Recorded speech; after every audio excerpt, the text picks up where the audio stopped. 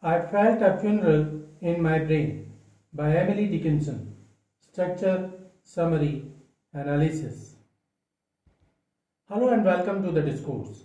Emily Dickinson is one of the most famous American poets of the 19th century. Dickinson's poems have a distinct use of structure and dashes that has caused her work to be recognizable.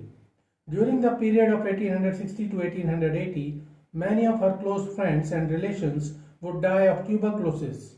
These deaths greatly affected Emily, and the presence of the theme of death was increasingly seen in her poetry. Her most creative years are considered to be from 1861 to 1865, during which she wrote most of her poetry. She wrote I Felt a Funeral in My Brain in 1861 and was published posthumously in 1890.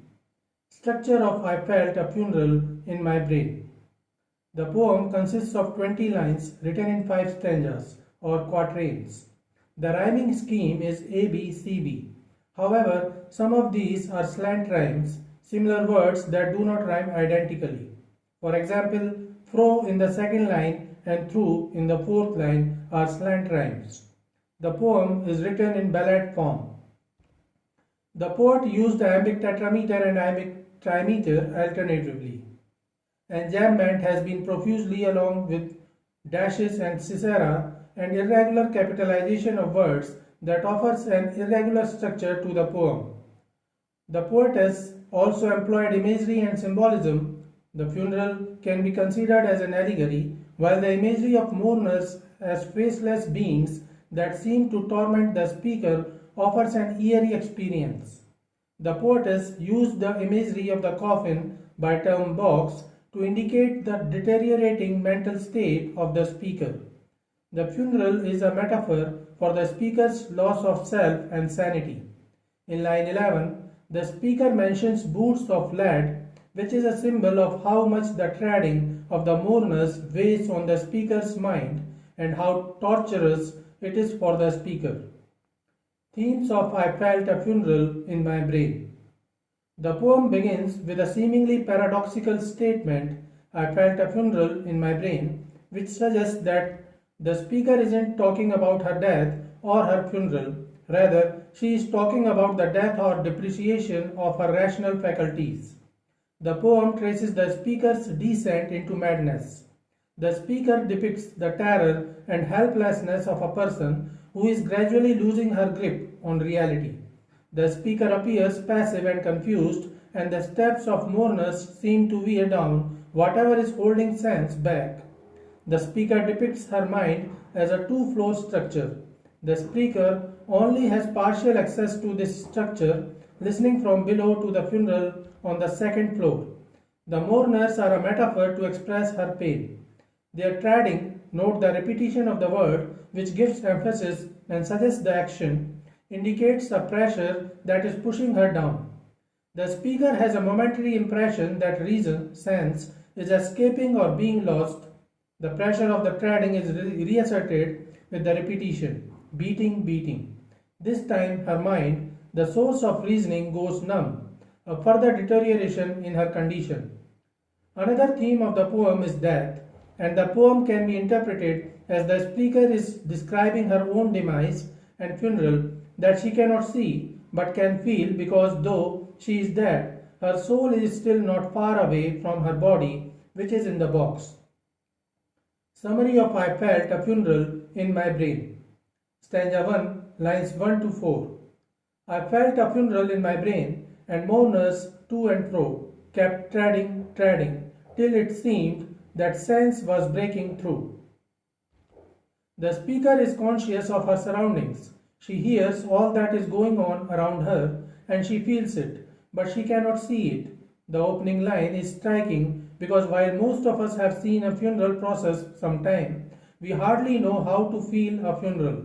One may compare with the sense of grief and sorrow, but the poem proceeds in other territory, and the reader realizes that it is not some common funeral.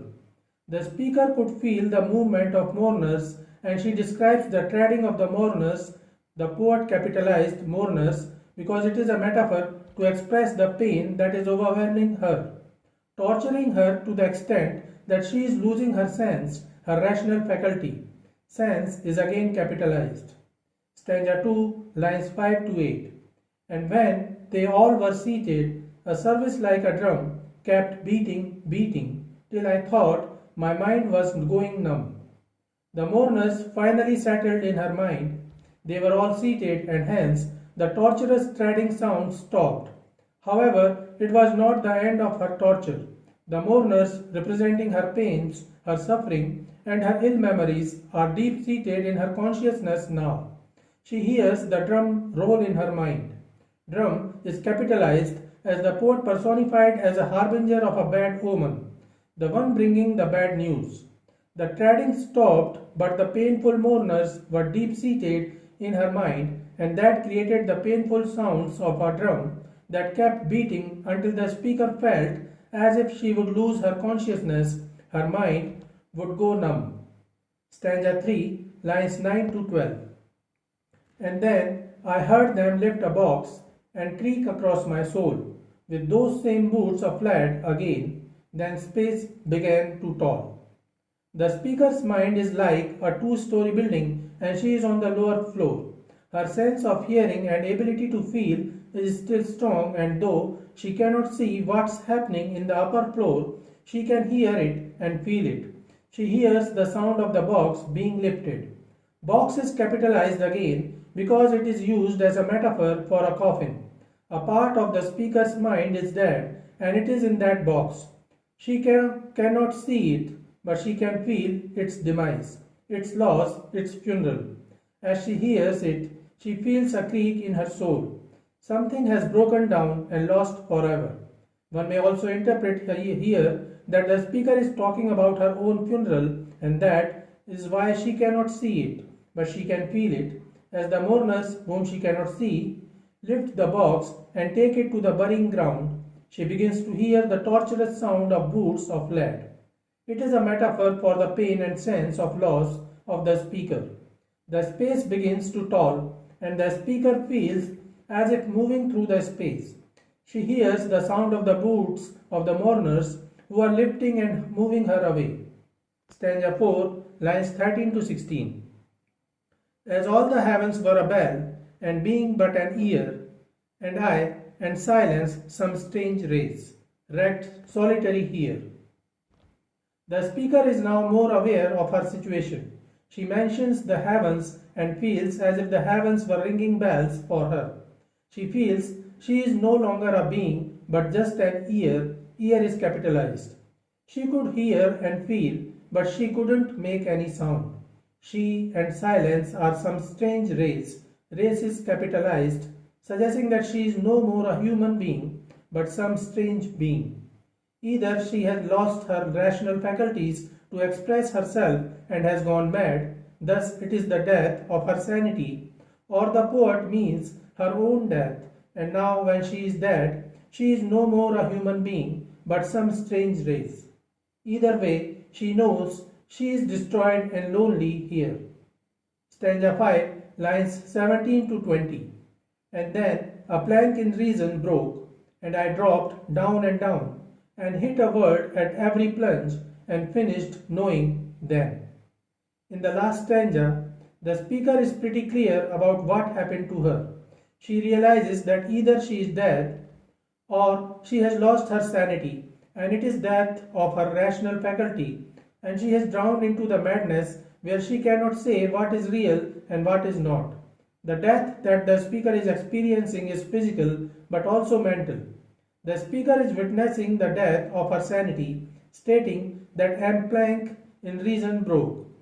The plank or piece of wood broke as her coffin was lowered into the earth. The word reason is capitalized because it is personified as the one who finally broke through to the speaker, causing her to become fully aware of what was happening to her. As she lowers down, she hits a word at every plunge. Word is capitalized as it represents her various feelings and experiences. She felt confusion, panic, wonder, and maybe even acceptance. One by one, she kept losing all her feelings and sensibilities, and then she finished knowing anything. She was dead, or totally mad. The poem ends with a dash, showing that this new existence will not end. It is solitary afterlife. So this is it for today. We will continue to discuss the history of American English literature. Please stay connected with the discourse. Thanks and regards.